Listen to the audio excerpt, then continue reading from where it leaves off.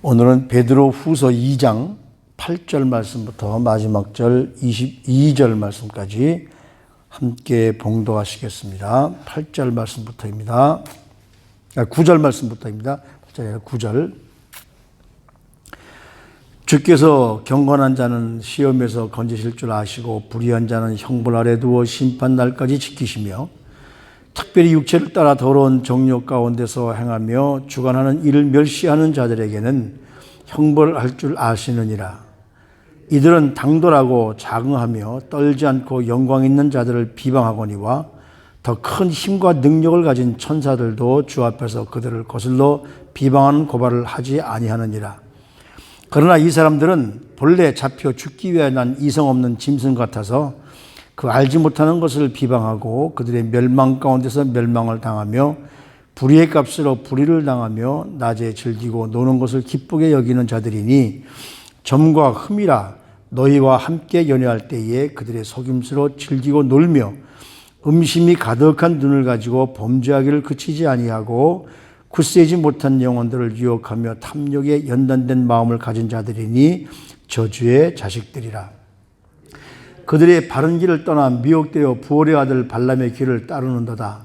그는 불의의 삭스를 사랑하다가 자기의 불법으로 말미암아 책망을 받되 말하지 못하는 나귀와 사람의 소리로 말하여 이 선지자의 미친 행동을 저지하였느니라. 이 사람은 물없는 샘이여 광풍에 밀려가는 안개니 그들을 위하여 캄캄한 어둠이 예비되었나니 그들이 허탄한 자랑의 말을 토하며 그릇되게 행하는 사람들에게서 겨우 피한 자들을 음란으로서 육체의 정욕 중에서 유혹하는도다. 그들에게 자유를 준다 하여도 자신들을 멸망의 종들이니 누구든지 진 자는 이긴 자의 종이 됨이라. 만일 그들이 우리 주 대신 구주 예수 그리스도를 알므로 세상의 더러움을 피한 후에 다시 그 중에 얽매이고 지면 나중 형편이 처음보다 더 심하리니 의의 도를 안 후에 받은 거룩한 명령을 저버리는 것보다 알지 못하는 것이 도리어 그들에게 나오니라. 참된 속담에 이르기를 개가 그 토하였던 곳에 돌아가고 돼지가 씻었다가 더러운 구덩이에 도로 누웠다는 말이 그들에게 응하였도다. 아멘.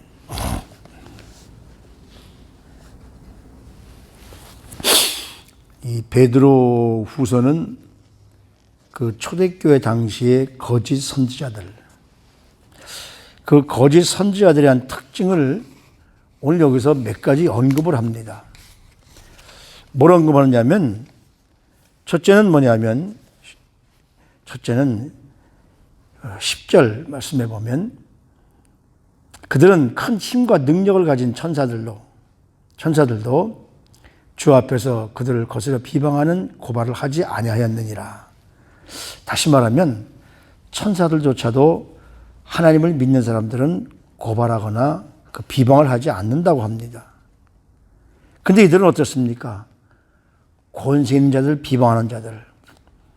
그래서 그러나 12절 보면 그러나 이 사람들은 본래 잡혀 죽기 위하여 난 이성 없는 짐승 같아서 알지 못하는 것을 비방하고 그때 멸망 가운데 멸망을 당하게 될 것이다.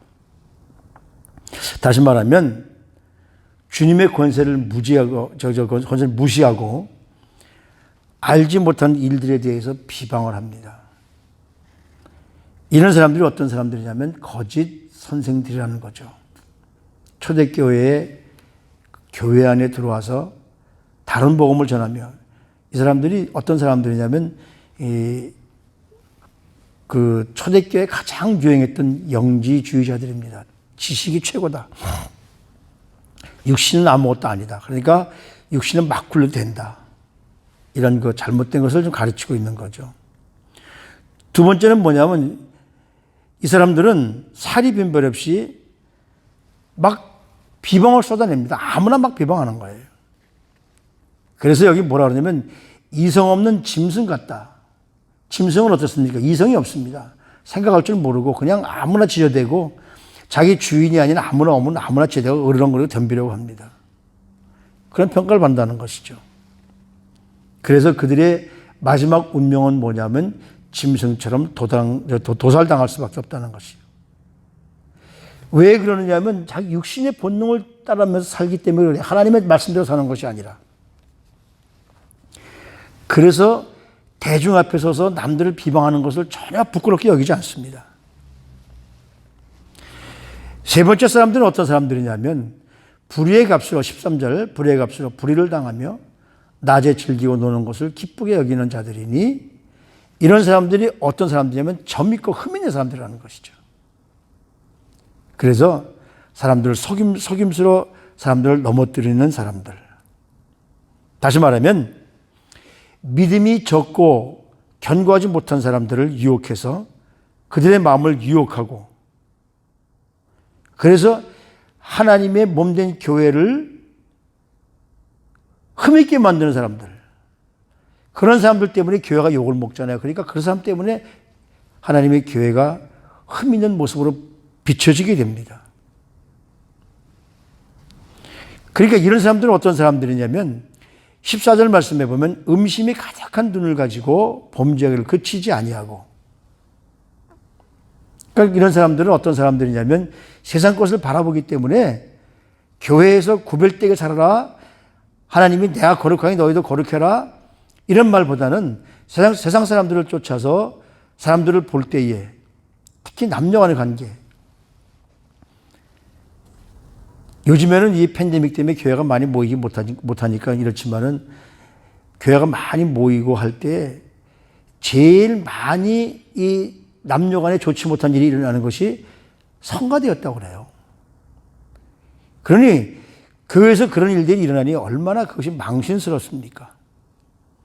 그래서 신성한 교회를 어지럽히는 자들, 신성한 교회에 흠을 끼치는 자들, 이런 사람들은 왜 그러느냐 하면은 15절, 16절 말씀에 의하면 바른 길을 떠나 미혹되은 부올의 아들 발람의 길을 따르는도다 이렇게 말합니다. 이스라엘 백성들이 출애굽해서 미디안 광야를 지날 때 이 민수기 22장에서부터 23장에 나오는 이야기인데 미디안 제사장 발람이라는 사람이 있었는데 거기 가던 그 모압 왕 발락이라는 사람이 발람이라는 선지자에게 이스라엘 백성들을 저주해 달라고 그래요. 근데 여기서 나오는 이 발람이라는 선지자는 하나님의 선지자는 아닙니다. 그렇지만 하나님을 믿는 이스라엘 백성들이 오니까 이 발람이 하나님 앞에 기도를 해요. 저 사람 이스라엘 백성들을 하나님 저주해야 됩니까? 말아야 됩니까? 그랬더니 저주하면 안 된다 이렇게 말씀을 하세요. 그래서 저주를 하지 않습니다. 그랬더니 이 발락이 발람을 찾아와서 뇌물을 주면서 제발 저주해달라. 그게 또 기도했는데 하나님이 저주를 못하시게 하는 거죠. 그랬더니 이 발락이라는 왕이 그 다음에는 자기가 가는 것이 아니라 낮은 사람들을 보내는 것이 아니라 높은 귀족들을 보내서 아주 재물을 많이 줘서 해라. 그래서 못 이기는 척하고 이제 그 이스라엘 백성들을 저주하려고 그쪽으로 가는 도중에 자기가 타던 나귀가 꿈쩍을 하지 않습니다. 그래서 나귀를 몇 번 명령을 하다가 안 하니까 막대기로 때립니다. 그랬더니 하나님이 나귀의 입을 열어서 사람의 말을 하게 합니다. 내가 당신에게 여태까지 한 번도 순종하지 못한 적이 없었는데 지금은 내가 가지 못하는 이유가 뭐냐면 앞에 하나님의 천사가 칼을 들고 서 있는데 내가 가면 죽는데 내가 당신도 죽는 것을 내가 보고 어떻게 가겠습니까? 마귀가 말을 하는 거예요. 그때 하나님이 발람의 눈을 열어주니까 그 앞에 하나님의 사자가 칼을 들고 섰습니다. 다시 말하면 이 보니까 16절 말씀 보니까 자기의 불법으로 말미암아 책망을 받되 말하지 못하는 나귀가 사람의 소리로 이 선지자를 책망했다. 미친 행동을 책망했다. 하나님이 하지 말라는 것을 뇌물을 받으면서 하는 것을 여기 뭐라면 미친 행동이라고 얘기합니다. 왜 그럴까요? 욕심 때문에 그런 거죠. 그러니까 이 거짓 선지자들은 그저 남들을 비방하는 데 앞장서고 그리고 자기 육체의 본능대로 살아가고 그리고 믿음이 적은 자들에게 마음을 흔들리게 하고, 이런 사람들이 누구냐면 발람같이 미친 행동을 하는 사람들이다라고 거짓 선지자들을 책망하는 거죠. 하나님의 말씀을 그대로 전해서 하나님의 말씀을 자기가 먼저 깨닫고 전해지면은 하나님의 백성들을 올바로 깨우칠 수가 있는데, 내가 욕심이 있으니까 하나님의 말씀이 눈에도 들어오지 않고 귀에도 들어오지 않는 거예요. 자기 생각대로 자기 능력대로 말을 하게 됩니다. 그러니까 어떻습니까? 17절 말씀에 보면 이 사람들은 어떠세요? 물 없는 샘이요 광풍에 밀려가는 안개니 그들을 위하여 캄캄한 어둠이 예비되어져 있다.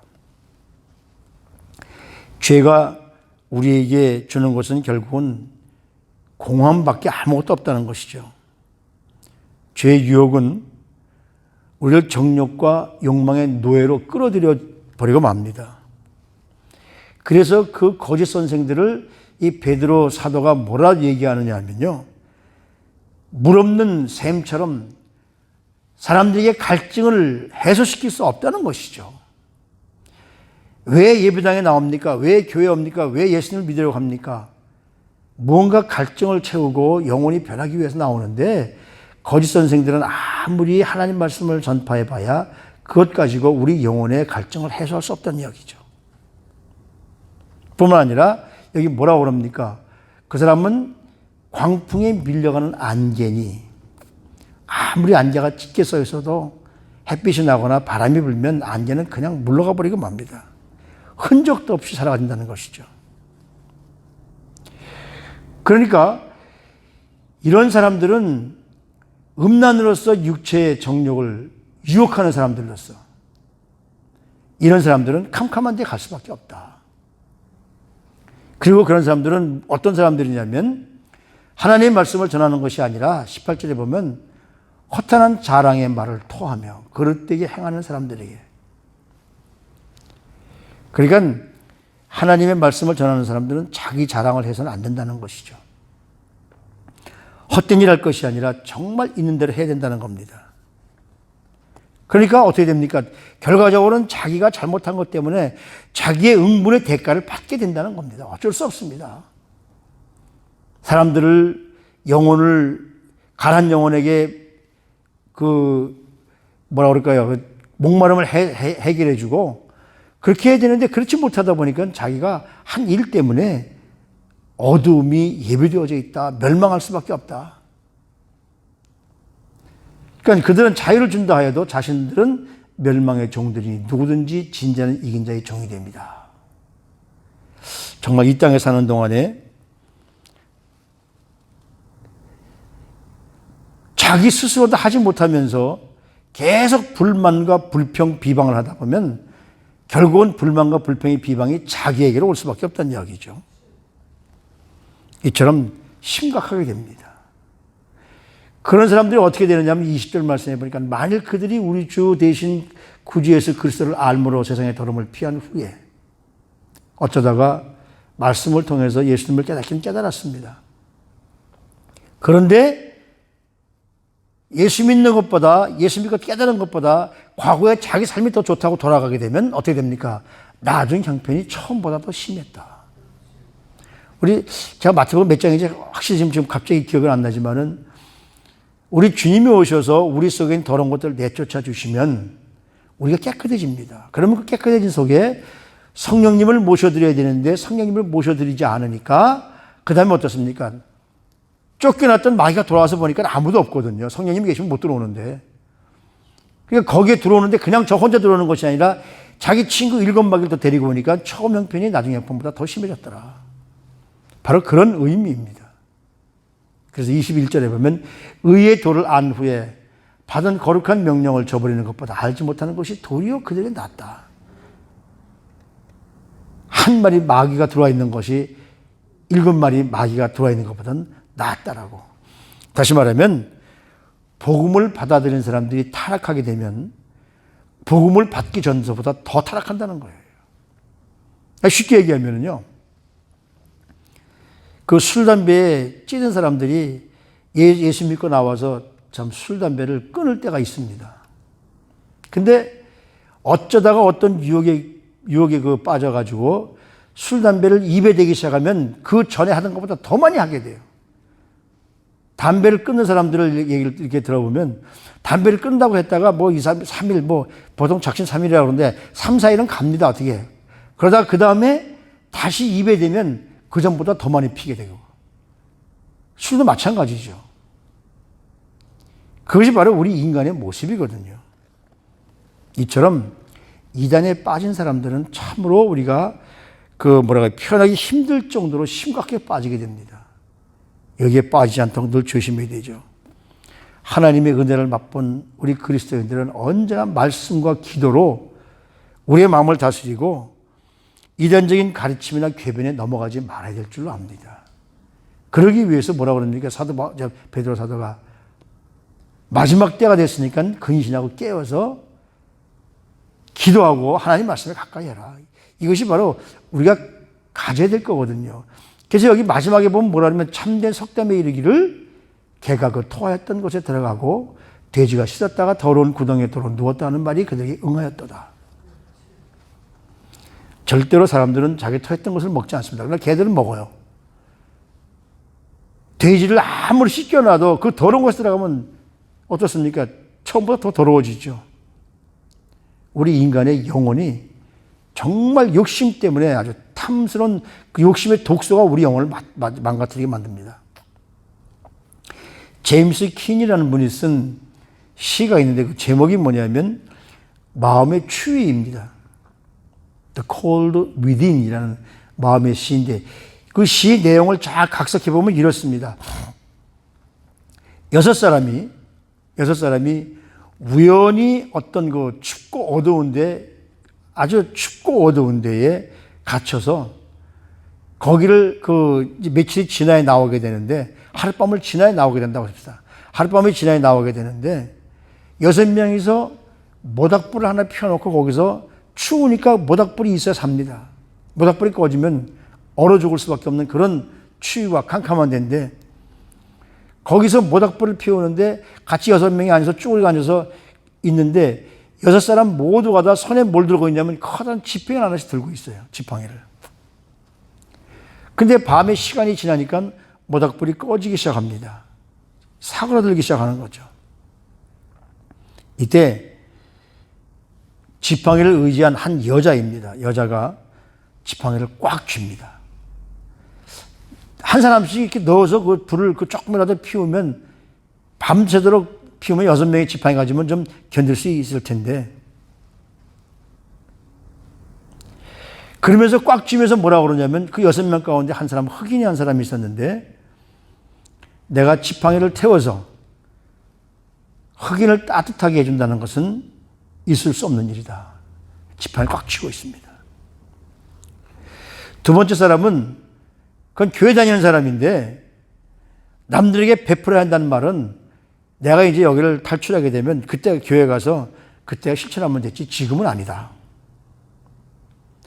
세 번째 사람은 남루한 옷을 입었는데 그 사람은 이렇게 속으로 중얼거립니다. 저 게으름뱅이 부자들을 위해서 내가 왜 희생해야 돼? 어림없지. 그 다음에 있는 네 번째 사람은 부자, 옷을 잘 입은 부자인데 이 사람은 뭐라고 그러냐면 아무 생각이 없습니다. 자기가 모은 재산만 생각하면서 아무 생각 없이 그냥 골똘히 그 재산만 기억하고 있습니다. 다섯 번째 사람은 흑인입니다. 아까 그 여자가 흑인한 사람이라는데 그 흑인인데 이 흑인은 뭐냐면 이번 기회에 어떻게든지 저 백인들을 안 갚으면 된다. 내가 백인들에게 내 지팡이를 태워서 저들을 따뜻하게 해줄 수는 없지 하고 또 지팡이를 쥐고 있습니다. 여섯 번째 사람은 뭐냐면 다른 사람들 다 가만히 있는데 내 것만 태워서 사람들 따뜻하게 해주는 것은 있을 수가 없는 일이라고 생각을 합니다. 그리고 새벽녘에 가서 이 6사람이 다 얼어 죽습니다. 얼어 죽은 이유는 그 제임스 간의 시에 의하면 바깥의 추움 때문도 물론 그렇지만 그들이 죽은 이유는 자기 마음의 추움 때문에 죽었다라고 얘기합니다. 추운 겨울날 함께 모인 6명의 나그네.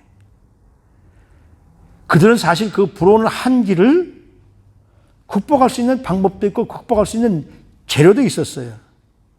그러나 그들 모두는 자기의 이기심 때문에 누구도 먼저 장작불에 그 지팡이 하나씩만 태우면 그 밤을 이길 수 있었을 텐데 별것도 아닌 지팡이를 붙들어 쥔 채 그 추위에 얼어 죽어간다는 탐욕과 이기심에 관한 시인 것이죠.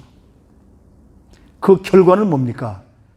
결과는 전원 사망이었었습니다. 탐욕은 반드시 우리가 극복해야 할, 그리고 우리가 버려야 할 우리 영혼의 독소인 것을 우리는 분명히 압니다. 왜 초대교회에 거짓 선지자들이 들어와서 사람들을 그렇게 억울하게, 사람들을 그 잘못된 길로 인도할까? 탐욕 때문에. 자기가 인기를 얻기 위해서. 자기가 최고가 되어줘야 되고, 남들이 다 자기에게 베풀어야 되고, 이런 것들 때문에 교회를 망치는 사람들. 그래서 그들이 이단을 끌어들이는 것. 그런 사람들은 어떤 사람들이냐면, 오히려 여기 뭐라 그럽니까? 의의 도를 안 후에 받은 거룩한 명령을 저버리는 것보다 아예 알지 못하는 것이 낫다. 예수 믿고 타락해서 범죄하고 탐욕 때문에 자기 영혼을 망치려니 아예 예수님 모르는 것이 낫다라고 할 정도로. 개가 먹었던 것을, 토했던 것을 다시 먹고 씻은 돼지가 다시 더러운 돼지 우리에 들어가서 눕는 것. 바로 그것이 그들의 운명이라는 것이죠.